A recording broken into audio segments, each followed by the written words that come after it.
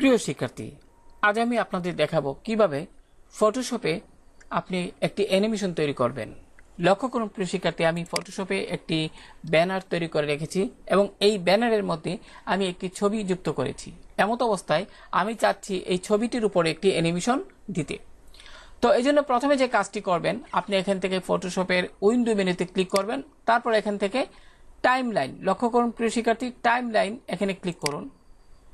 এখানে ক্লিক করার পর নিচের দিকে একটি উইন্ডো চলে আসবে। সেক্ষেত্রে যে কাজটি করবেন, আপনি এই যে এখানে আপনার এই যে ক্রিয়েট ফ্রেম অ্যানিমেশন, আপনি এখানে একটি এরো চিহ্ন দেখতে পাবেন, এখানে ক্লিক করুন। ক্লিক করার পর ক্রিয়েট ফ্রেম অ্যানিমেশন, এখানে দুইটা অপশন দেখা যাচ্ছে, একটা হলো আপনার ক্রিয়েট ভিডিও টাইমলাইন আর একটা হলো ক্রিয়েট ফ্রেম অ্যানিমেশন।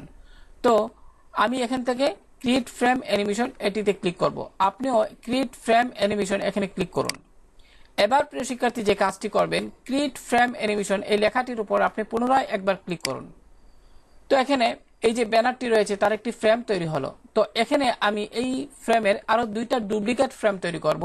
তার জন্য এই ফ্রেমটি সিলেক্ট থাকা অবস্থায় লক্ষ্য করুন, এখানে কিন্তু আমি যদি এই অংশে মাউস পয়েন্টারটি নেই, তাহলে এখানে ডুপ্লিকেট সিলেক্টেড ফ্রেম, আপনি এখানে দুইবার ক্লিক করুন। আমি এখানে ক্লিক করলাম একবার, তাহলে একটি এর ডুপ্লিকেট ফ্রেম তৈরি হলো। আমি যদি পুনরায় আরেকবার ক্লিক করি, তাহলে 3 নম্বর ফ্রেমটি তৈরি হলো। যাই হোক প্রিয় শিক্ষার্থী, এবার যে কাজটি করবেন, আপনি এখান থেকে যে 2 নম্বর যে ফ্রেমটি, এটির উপর একবার ক্লিক করুন এবং লেয়ার প্যালেট থেকে, যেহেতু এই ছবিটির উপর অ্যানিমেশন আমি দিব, তাই 2 নম্বর যে এখানে ফ্রেমটি রয়েছে এটি সিলেক্ট থাকা অবস্থায় আপনি এই ছবির যে লেয়ারটি এটি সিলেক্ট করুন এবং এখানে যে চোখের আইকনটি আপনি দেখতে পাচ্ছেন এখানে ক্লিক করুন। তো প্রিয় শিক্ষার্থী লক্ষ্য করুন, 2 নম্বর যে ফ্রেমটি রয়েছে এখানে কিন্তু ছবিটি আর দেখা যাচ্ছে না। এমত অবস্থায় আপনি যে কাজটি করবেন, পুনরায় আপনি এখান থেকে 1 নং যে ফ্রেমটি রয়েছে এখানে ক্লিক করুন এবং এই যে একটি এরো চিহ্ন রয়েছে এখানে ক্লিক করে 0.5 এটি নির্বাচন করে দিন।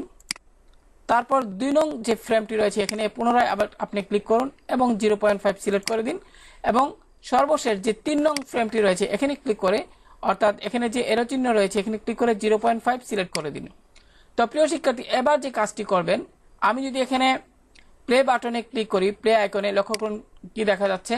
লক্ষ্য করুন এখানে কিন্তু আপনার অ্যানিমেশন একবার হয়ে কিন্তু আর পরবর্তীতে হচ্ছে না। এক্ষেত্রে যে কাজটি করবেন, লক্ষ্য করুন এখানে ওয়ান্স লেখাটি আপনারা দেখতে পাচ্ছেন। তো আপনারা এই ডাউন এরো চিহ্ন ক্লিক করে ফরএভার এটি সিলেক্ট করে দিবেন। এবার যদি প্লে বাটনে ক্লিক করি, লক্ষ্য করুন প্রিয় শিক্ষার্থী কত সুন্দরভাবে কিন্তু অ্যানিমেশন হচ্ছে।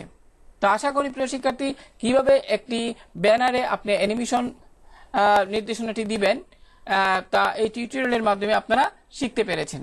তো এবার এটি সেভ করবেন কিভাবে, তো এই জন্য যে কাজটি করবেন, ফাইল মেনুতে ক্লিক করবেন, তারপর এখানে সেভ ফর ওয়েব এটিতে ক্লিক করবেন। ক্লিক করার পর এখান থেকে যে কাজটি করবেন, আপনি এখানে লক্ষ্য করুন এখানে জিপ সিলেক্ট করা আছে। যদি এখানে জেপিজি সিলেক্ট করা থাকে, আপনি এখান থেকে এখানে ক্লিক করে আপনি এখান থেকে জিপ সিলেক্ট করে দিবেন।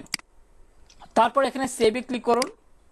মনে করি ডেস্কটপে রাখতে চান, তাহলে ডেস্কটপ সিলেক্ট করুন এবং এখানে ফ্যাশন নামে সেভ করি। এখানে আমি ফ্যাশন 2 নামে সেভ করি এখানে বোঝার জন্য। তারপর এখানে সেভে ক্লিক করুন।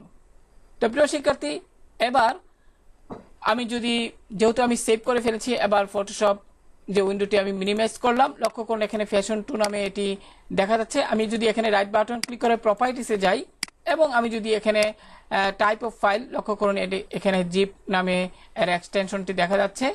তো তার মানে এটি অ্যানিমেশন ফরম্যাটে রয়েছে। এবার এখানে ক্যান্সেলে ক্লিক করলাম। তো প্রিয় শিক্ষার্থী, এবার যদি আমি এখানে ডাবল ক্লিক করি, লক্ষ্য করুন এটি কিন্তু ব্রাউজারে দেখা যাচ্ছে। লক্ষ্য করুন কত সুন্দরভাবে ব্রাউজারে দেখা যাচ্ছে অ্যানিমেশনটি। একবার ছবিটি আসছে আর একবার কিন্তু এটি চলে যাচ্ছে।